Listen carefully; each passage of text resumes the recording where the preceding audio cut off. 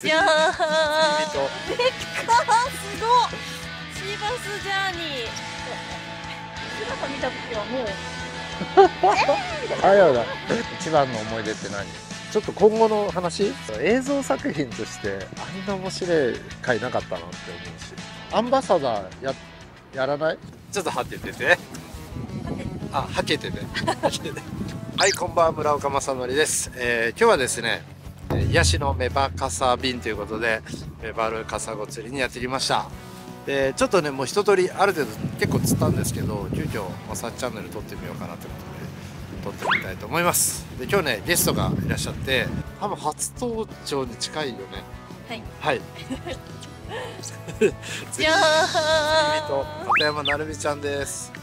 はじめ、お願いします。はじめまして。はじめまして。村岡さんじゃない。こっちの。はじめまして。片山なるみです。よろしくお願いします。で、ちょっと釣りビジョンの海と青はい。でね、一緒にやらせてもらってたんですけど、はいで、なんか卒業ということで、はい。釣りビジョン全体を卒業した。そうですね。エキパラも卒業しました。どうでした？いや、もういい経験。何年やった？釣りビジョン。そうですね。最初考えたらもう4年半ですよね。じゃあだいぶ上手くなって。てかね、あちこち行けたのが大きいよね。そうですね。もう本当トッププロの方々とずっとやってきたので、僕なら方がおかしいぐらい期待させてもらいます。落ちてくる。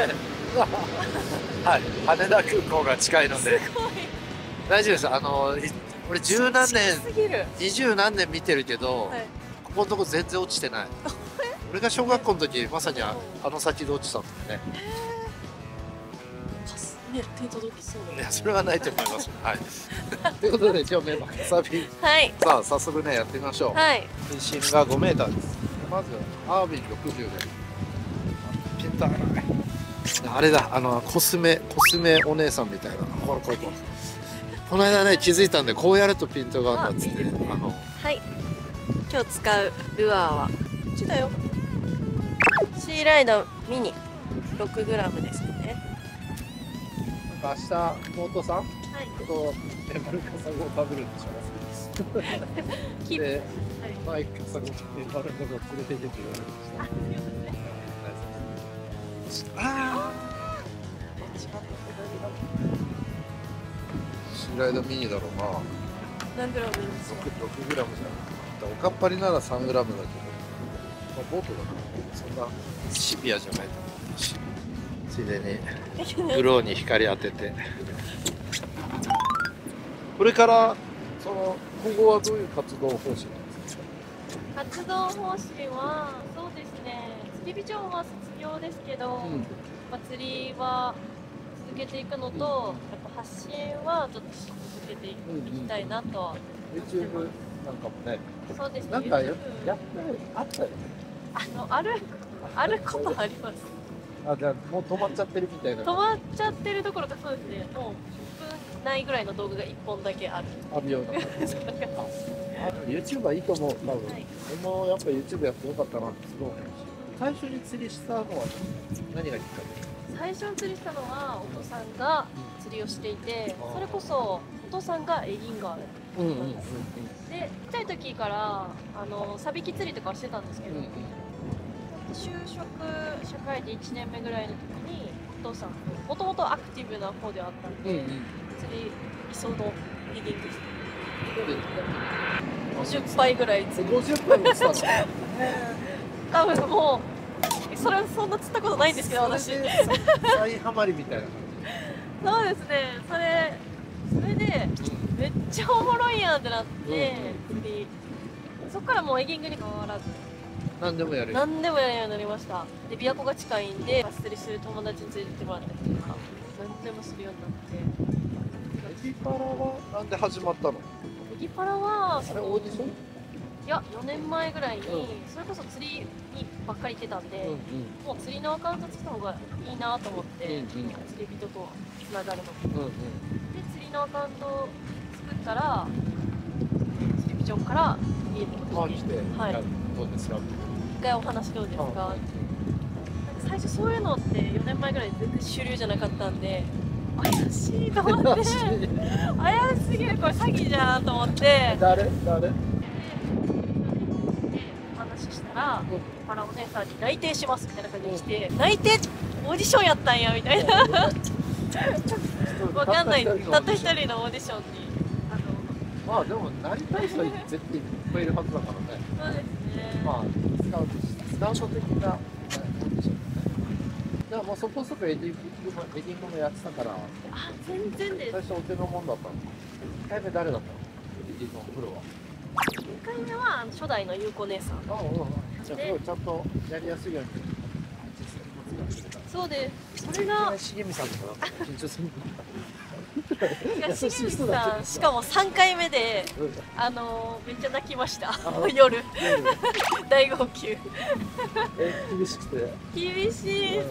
そうですね。やっぱ今はめっちゃ仲良しなんですけど、なんか当時のやっぱメンタル何も分からず行った世界でね、やっぱ厳しい愛のある言葉なんですけど、もっとちゃんとせいと。圧倒されちゃって。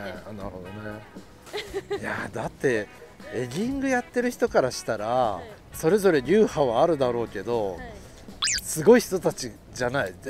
ある意味毎回先生は。そうですね。ね、その教えを全部ほとんど聞いてこれるってそんな人いないじゃん。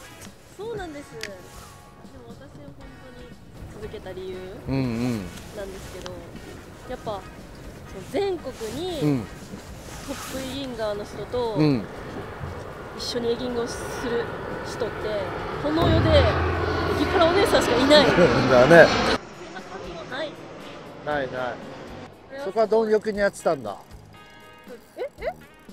いや、根がかりです。根がかりです。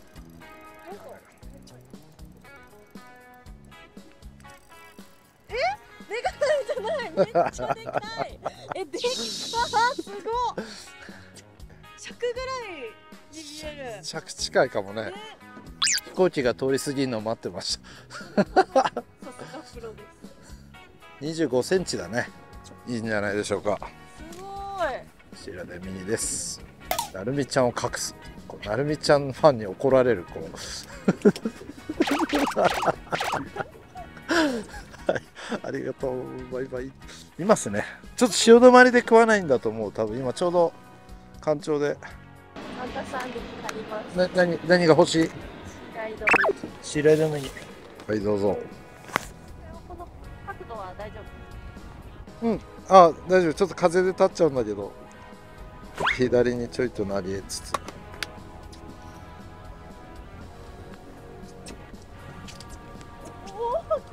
おお。やったー。粘る？あ、シーバス？シーバスじゃない？何これ？シーバス。シーバスだ。シーバスジャーニー。ジャーニーですね。はい。お願いします。はい。ホールで。すごい過酷やったんですよね。ロケが。でもやっぱその分達成感もすごいですし、めっちゃ鍛えられましたね。気持ちも体もスイングでも全てが。でもめっちゃ感謝してます。体力はある。体力は女性の中ではある方。そうですね。パワー系ではあります。パワー系？パワー。筋力もあるの？筋力はあると思います。俺そんなにやらないのでね、数えるほどしかやったことないんだけど、そんなに釣れないものなの？年々釣れなくて。年々なんだ。だって結構な東京湾のとか房総の港でやるとかいうよりもすごい場所でやるじゃない。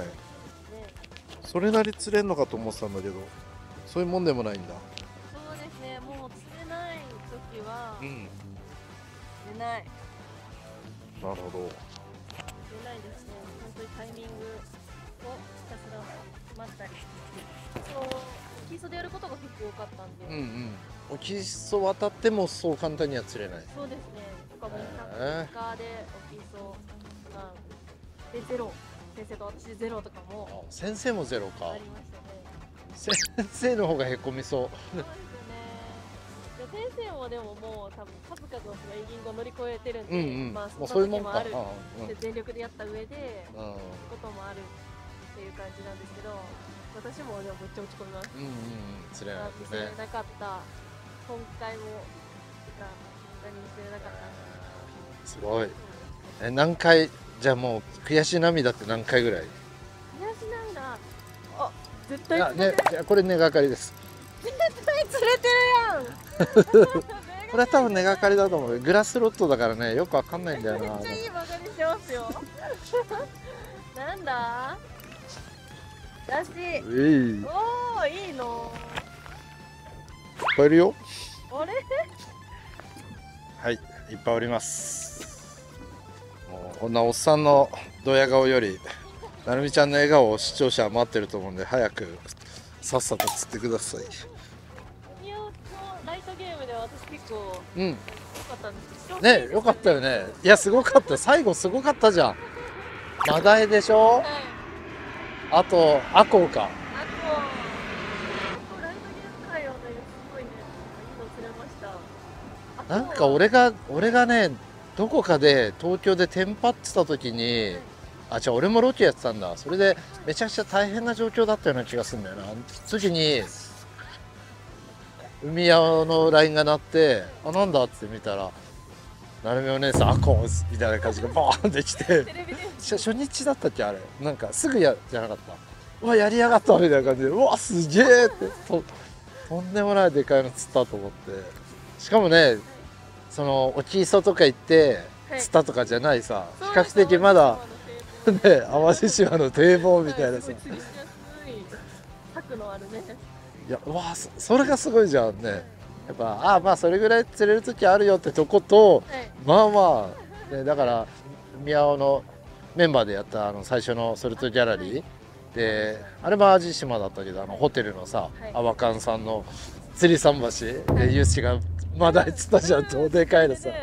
だからやっぱライトゲームの可能性ってああいうとこにあるから、それを見せたいなと思ったんで、ブルブラシーバスジャーニーとラットがね釣りビジョンやってるけど、どっちもさ、まあ、俺はシーバスジャーニーだからシーバスしかやれなくて、ですごい、でもあらゆる釣りが好きなんで、いろんな釣りやりたかったの。でもめちゃくちゃシーバス厳しいけど、横で青物がボッコボコ釣れてたりして、でそうするとディレクターさんもさ、まあ1本ぐらいならいいんですけど、まあ一応シーバスジャーニーですかみたいなで同じディレクターさんで、ソルトドリーマーっつって鈴木仁君とさ、それ何でもいいんだよね、ソルトドリーマーでなんか話すとさ、いやシーバスで入ったんだけど、シーバスが全然ダメなんで最終日は青物やって、それでロケ成立したとか言って、それずるくないみたいな俺最後までシーバスなのに。京都出身だもんね。京都もそのなんていうの、大阪みたいな小学生の時にはもうボケツッコミとかクラス全員でお笑いの練習してるみたいな文化があるの？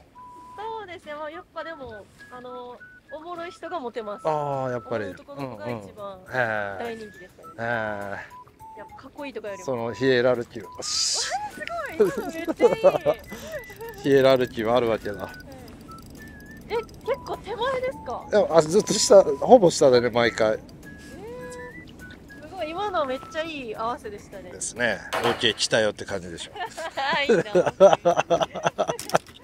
カサゴでございます。20センチ。20センチ前後ですね。白井止めに6グラム。いや、そのテレビジョンの4年間で一番の思い出って何？最高の1匹1杯？ありすぎてでも。爆釣した回もあんの、エギパラとかで。もうバンバン。それこそ京都の舞鶴とか京丹後で出身県で。そうですね。めっちゃ楽しかった。しかもそんななんかちっちゃいやつばっかりじゃなくて。まずまずの。あれだ、じゃああれだ、イカは私の前で墨を吐かないっつって。吐くのは弱音だけだって。それは私知らないんですけど。なんだっけな、伝わらないものまね選手権で。誰だったかな、誰かのイカプロさんの。はい、真似をね、クジラさんって人がやってた。欲しいな。格言ね。格言。イカ格言ね。村岡さんはありますもんね。何があったかな。忘れ物。なんだっけ、シーバスジャーニーのね、探し物を忘れに行く旅があるってやつだね。はい。で、忘れ物を探しに行く旅もある。まあ、あれポエムだもん。格言じゃないからな。俺も格言考えよう。じゃあ、海青で一番痺れたナンバーワン。いやー、でもそれこそビビったのはこうですね。ああ、こうか。はい。アミコンだったよね。アミコンアミコン40。はい、でも水深4、5メーター。そうですね、これぐらいで。投げて。あ、際に映って。姿見たときはもみたいな。あ、やだ。アコウだもんう、な。はい、なんかそれこそ海青でなかなか自分がすごい結果を出せなくて、苦しんでて、そっから覚醒したもんね。かかってくれた。覚醒した。なんか3回目にマトリックスに入ったネオぐらいな感じでもう怖いもんなしみたいな。はい。見てないのマトリックス。マトリックス見てない。めちゃくちゃ面白いよ。見とかないと。あれは必須科目ですよ。ネオ勉強してきます。ネオ。それで多分自信になったんですよ。ちょっと自信がついて、ここから。鳥取の時ももう孫ち無双してたもんね。もう。めっちゃ楽しかったですね。5頭以内で釣りますぐらいの勢いで釣ってたもんね。それも楽しかった。村岡さん的には何かありますか？俺なんだろうね。まあでもやっぱりヒラメ、鳥取のヒラメは気持ちよかった。もうしかもそうバースデーフィッシュだし、なんか朝一は沖になりがちだけど実はここにいるんですよっつって。それを一頭で釣ったじゃん。だから、そんなかっこいいことないじゃん。だから、嬉しかったよね。しかもそれが40ぐらいとかじゃなくてさ、座布団級だったからね。まあ合わせた瞬間、うわー鳥肌立った。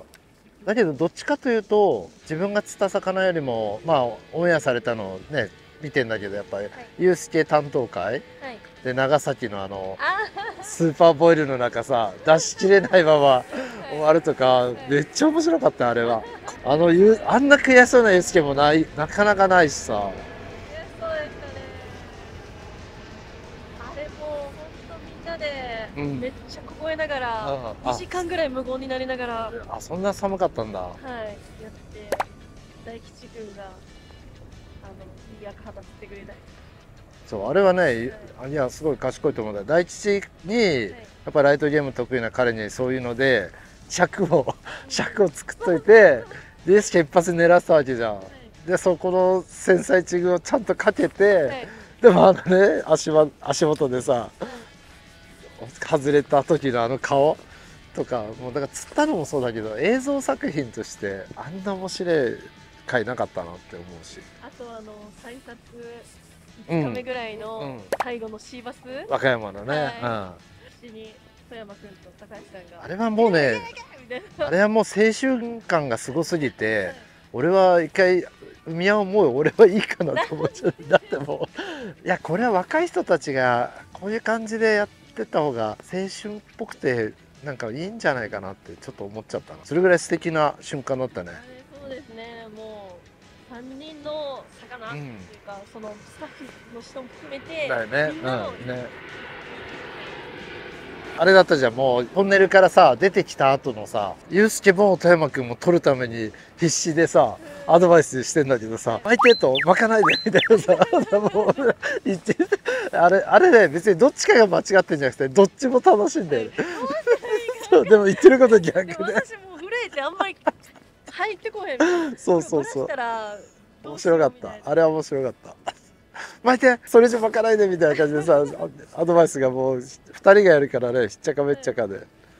イカは何？じゃあイカやっぱ爆鳥の方がいいの？まあ思い出の一杯とか。いや爆鳥よりもでも本当に最後の最後に釣れた一杯とかの方がやっぱ思い出の。そうだよね。涙の一杯みたいな。涙の一杯とか、それこそやっぱ初めて2キロ釣れた時もなんですけど、その後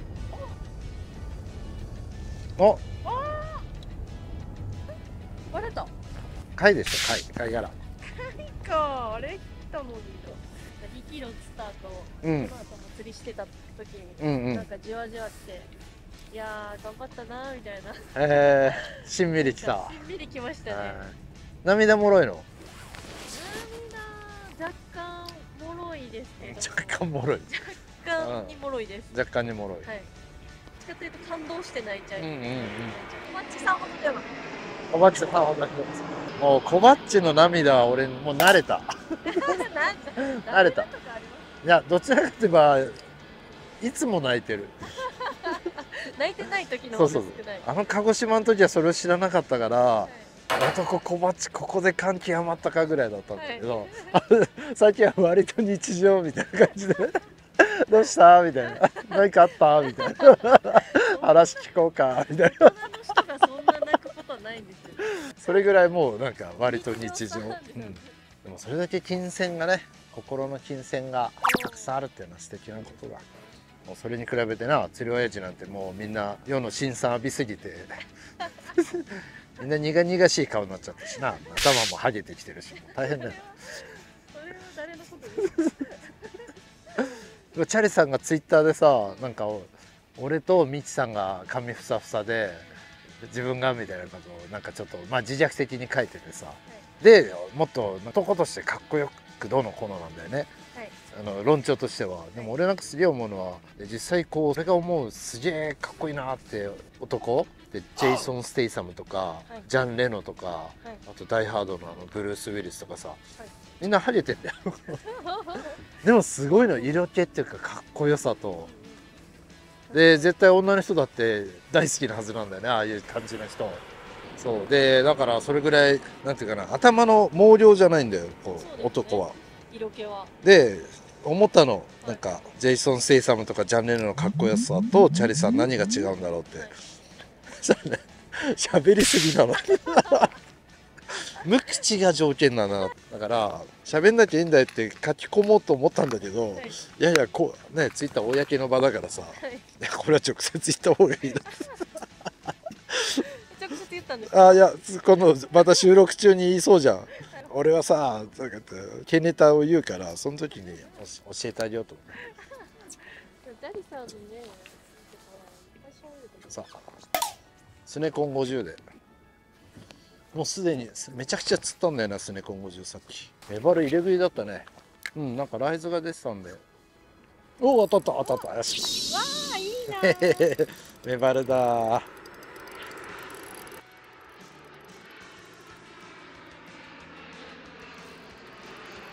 あ、違う、シーバスだ。シーバスちゃんでした。ああ、見えちゃった。シーバスジャーニーではない、シーバスです多分殺風景な海面の映像より視聴者の要望はこちらな気がするんでちょっと今後の話、さっきまあ発信はって言ってたけど、どんな風になっていきたいの？正直釣りビジョンをやめる時に、なんですかね、釣りはもちろん続けるんですけど、表に出るのをやめて、普通にその会社員になって、釣りは趣味でやろうかなってやるぐらいまですごいそう思ってた時もあるんだ。はい、思ったこともあったんですけど、やっぱりせっかくまあ釣りビジョン終わりですけど、終わるなら、なんかその始まりでもあるから、なんかやっぱたくさん自分の釣りが好きとか、見てくれた人にもうちょっと自分としても発信していきたいっていうのと、なんかすごい尊敬する釣りプロの方と一緒にご一緒した時に、そのロケが終わった後に SNS で写真とか送ってありがとうございましたって言った時に、なんか最後メッセージが来て、釣りが上手い人は山ほどいると、この世に、もう山ほどいるけど釣りの楽しさを発信できる人っていうのはすごい少ない、数少ないから、その一人としてこれからもなんか釣りの楽しさ伝えていってねみたいな風なメッセージいただいたことがあって、もうそれが結構もう3年前ぐらいなんですけど、なんかその言葉がすごい残ってて、すごい大事にしてて、もう心からやっぱ釣り楽しんでる一人として釣りを発信していきたいし、このエギングが大好きな気持ちをもっとこのエギングの楽しさ伝えたいのと、やっぱエギング業界もっと盛り上がればいいな、その第一線に立てたらすごい幸せやなっていう、やっぱ気持ちになってたんですよね。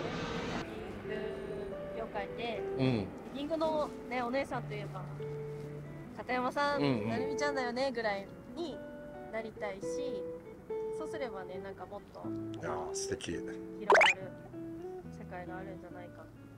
そうですね、普通に前に出る以外にも、普通に働くというか、働くことすごい好きなんで、ロケ終わりと、普通のその会社員やった時の仕事終わりで、どっちもまあ疲れたなんですけど、なんかまた違う達成感みたいなのになって、どっちの気持ちも感覚もすごい自分としては大事、確かにな、していく上ですごい大事に思ってるので、理想は全国を飛び回って釣りしつつ、働く日々働くみたいな超理想。まあ売れてる YouTuber 以外ありえないような定食みたいなのについちゃうとね、やっぱ有給取らないといけないとか、そういうのが出てきちゃうから、そうならないとこギリギリのこう、でもそんな働き方今やね、いくらでもできるし、俺の周りもそんな人ばっかりだから全然やれると思うな、多分。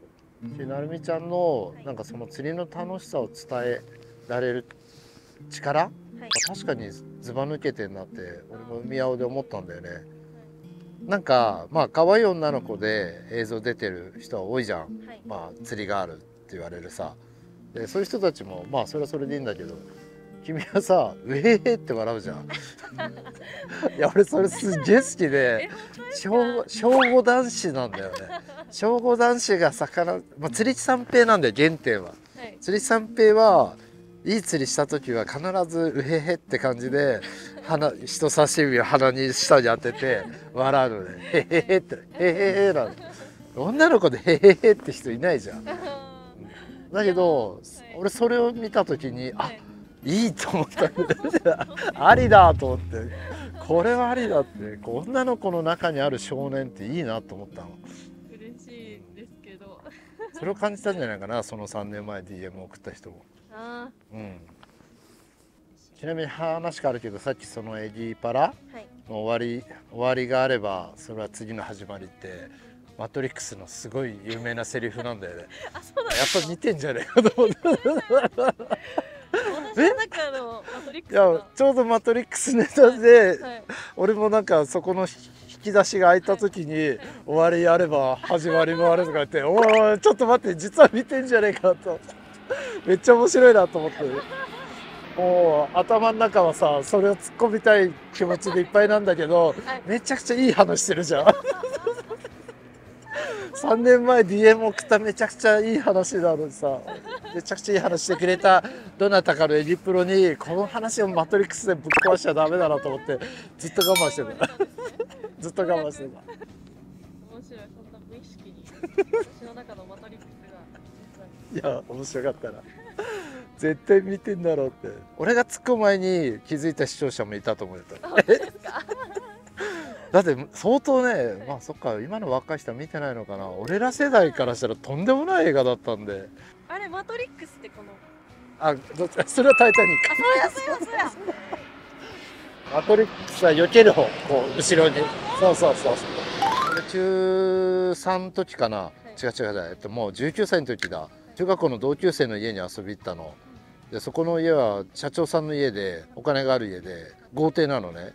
でそこによく遊び行ってたんだけど、なんかね占い師のおばあちゃんが出入りしてて、その 2,3 年前からでなんとなく来たおおすごいやった占い師のおばあちゃん気になりますけど、まあとりあえず釣りましょうよ。なんガシかな朝もやめてあれ黒ソイなんか薄い。何これ。カサゴだね。でもカサゴ薄いけど東京湾のカサゴはすごいね、鮮やかに出たよ。笑顔でピント合ってる。そう顔だ。サムネになるぐらいの素晴らしい笑顔です焼き鳥。はい、サムネ俺の微妙なはい、うなぐさせてください。はい。ありがとう。いやいい笑顔しますね。なんか青春の匂いをさせるね。私ですか？うん、なんだろ青春の匂い。うなんだろう、なんか多くの男性が忘れてきた何かをくすぐる笑顔をする。そうですか。嬉しい。褒め言葉です。さあ、お、来た来た。そんなに魚釣りは好き？はい。無限に釣り好き？無限にできますいいね。お、でかいでかい。ただ、ガシだよー。ガシラ。ガシラ。ガシラ。ガシラ。お蝶はカサゴですね。カサゴか。そっか。カサゴにします、これから。はい。じゃーん。すごい大きい。いい釣りです。風もなくてね、うん。いい夜だな。最高。こっちしても、おお、すごい。上でシバスが食ったね。あ、ちょっと、それはちょっとゆっくりドラグ緩めて、ちょっと待って、でかいぞ。ちょっとタモ。最終の時に。うんね、水面で食ったね。しまった。今日タモがない。これしかない。今日タモがないんだよ、これしか。これはいないですよ。もうちょいドラグ緩めたらよかっうん。まあよかった。よた。かった。これじゃないんで、もっと大きかった。マイクラの剣みたいな。ピシピシ。メーカーとか作ったらいいんじゃないの？メーカーでもいつかやっぱエギを、おい、利を出したい。それはでも夢ですけど、エギは俺はちょっとはい、煽り級ぐらいからとエギを出たぐらいで止まっちゃってんだけど、その後もすごい進化してるの。まあ本当にでも形は進化してない気がする。変わらずですけど、ちょっとずつまあ私はラトルがとかラトルンするやつとかね。やっぱフラッシュブーストとかああ最近にさジョイント、アージェントもね、大学さんのね。でも絶対面白いと思うな。なんかまあそうやってとんでもない技術的な機構がさあればそれはなおいいけど、仮になかったとしてもそうやって全国で愛されるさエギの人、お姉さんとしてなってた時に出たら、それはみんなね使ってあげたいとか釣ってあげたいってなりそうじゃん。なんかね。プラスさ、そのエギパラで出た超カリスマたちもさ、ちょっとぐらい手伝ってくれたりしたら最高よね。重鎮たちが。最高だな。トップ4みたいなので言うと誰？エギは。フィッシングショーでエギングビッグ3っていう、ああやってたね。なるみちゃんも MC やってたやつ。結構3年ぐらい連続でその3人エギングの山ラッピさん、川上さん、湯川さん。はい。あ、でもまだ全然ね、CM さんとか。そう、しげみさんは結構イカ船長、イカ先生。イカ先生ももういやよく聞くよね。そう有名な人だよね。いっぱいいるのか。これだ。イカは俺の前で墨を吐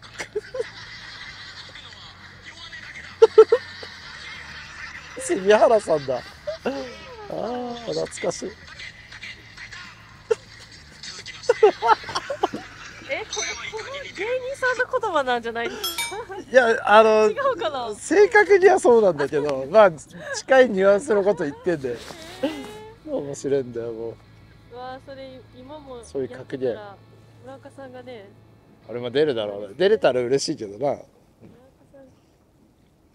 ていうか、俺今までここでこのカメラ置いて並んでこういう話しながらいっぱい撮ったことあるんだけど、初めて俺こっち向きながら釣りしてるの。ここいてから私なんか一人違う、いやでもなんかこっち向いたら視聴者に怒られる気がしたんだよね。お前なるみちゃん映せよ、なるみちゃん映せよみたいな。でどうしてもさ、ここでも横向いててもバックショットじゃん。でいつも男2人でおっさん2人でさ、話しながらとは言っても半分は釣りなんだけど、なんかせっかくね初登場だし、ほぼそういう点ではね、今回はなるみちゃんにライト当ててみたいなと思って、はいこっち向いてるんでしょ。あれこっち向いていただいてますが、なんかいやこれは多分ね貝ですね、貝。なんかでかそう。ああ、村岡さんが閉めた。貝。村岡さんが釣って動画閉めた。皮一枚。空気読まずにまだ閉めてないのに。いいな。カサゴ。シーライダーミニ。カサゴです。でも村岡さんにもめっちゃ感謝してます、私は。本当に村岡さんがありがとう。うん。まあ海を私にその最初メッセージくださったじゃないですか。